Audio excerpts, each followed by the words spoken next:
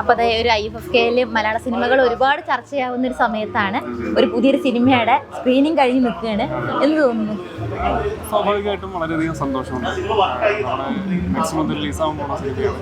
അപ്പോൾ IFFKയിൽ ഇങ്ങനെ film മാർക്കറ്റിലൊരു preview നടത്താൻ സാധിച്ചതിൽ വളരെ സന്തോഷം. ഒരുപാട് ആൾക്കാർ വന്നിരുന്നു ഇവിടെ IFFK വന്ന് നമ്മുടെ ഒരുപാട് ഡെലിഗേറ്റ്സ് ഇവിടെ വന്നിരുന്നു. എല്ലാവരും നല്ല അഭിപ്രായം പറഞ്ഞു. നല്ല സന്തോഷമാണ്, ഭയങ്കര എക്സൈറ്റഡ് ആണ്. ഇതിൽ നല്ലൊരു ക്യാരക്ടർ ഞാൻ ചെയ്തിട്ടുണ്ട്. വളരെ എക്സൈറ്റ്മെന്റ് ആണ്. അപ്പോൾ ചിത്രത്തിൽ കഥാപാത്രത്തിനെ കുറിച്ച് എന്തെങ്കിലും പറയാൻ പറ്റുമോ? കഥാപാത്രം അങ്ങനെ അതൊരു സ്പോയിലർ ഇതായി പോകും.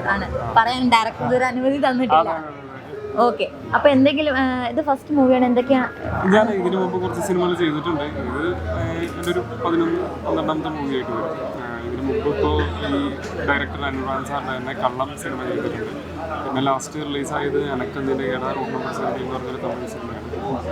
മലയാളത്തിൽ തമിഴിലും സിനിമകളുടെ ഭാഗമായിട്ടുണ്ട്. പിന്നെ അത് നമ്മൾ നല്ല സിനിമകൾ എവിടെ നിന്ന് വരുന്നോ ലാംഗ്വേജ് നമുക്ക് അപ്പോൾ ഇനി ഇതല്ലാതെ വേറെ ഏതെങ്കിലും പ്രോജക്റ്റുകൾ വേറെ പ്രൊജക്റ്റുകളുണ്ട്. തമിഴിൽ ഒരു വർക്ക് ചെയ്തിട്ടുണ്ട്. അത് ഓൾമോസ്റ്റ് അതിൻ്റെ ഫസ്റ്റ് ഷെഡ്യൂൾ തീർന്നു. ഇപ്പോൾ സെക്കൻഡ് ഷെഡ്യൂൾ അടുത്ത് തന്നെ ഉണ്ടാവും. ഓക്കെ, സ്ഥലമൊക്കെ എവിടെ?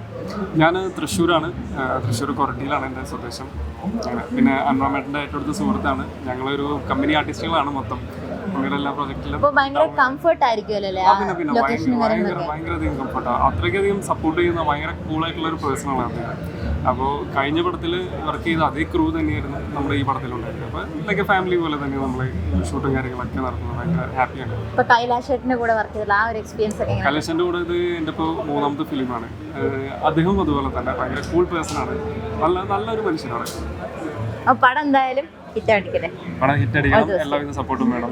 IFFKയുടെ ഭാഗമാവാറുണ്ടോ? IFFK സത്യം പറഞ്ഞാൽ അതിൻ്റെ ഫസ്റ്റ് ടൈമാണ് IFFKയിൽ.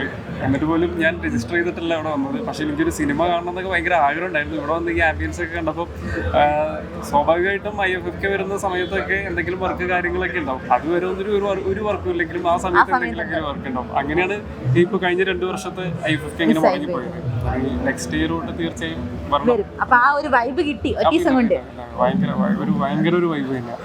സിനിമ അത്രയ്ക്കധികം ഇഷ്ടപ്പെടുന്ന ഒരാൾ തന്നെയാണ് ഞാനും. ഒരുപാട് സിനിമകൾ ഇപ്പോൾ നമുക്ക് സമയം കിട്ടുവാണെന്നെങ്കിൽ ഒരു 2-3 സിനിമയൊക്കെ നമ്മൾ ഡെയിലി കാണുന്നതാണ്. അപ്പോൾ ഇങ്ങനെ ഫുൾ സിനിമ ഇഷ്ടപ്പെടുന്ന ആൾക്കാരുടെ കൂട്ടത്തിൽ സിനിമകൾ കണ്ട് ഇങ്ങനെ 10 ദിവസം നടക്കാന്ന് പറഞ്ഞാൽ വേറൊരു മൂഡ് തന്നെയാണ്. ഓക്കെ, അപ്പോൾ എന്തായാലും ഉഷാറാവട്ടെ. അടുത്ത IFFK മിസ് ആവാതിരിക്കട്ടെ. Thank U.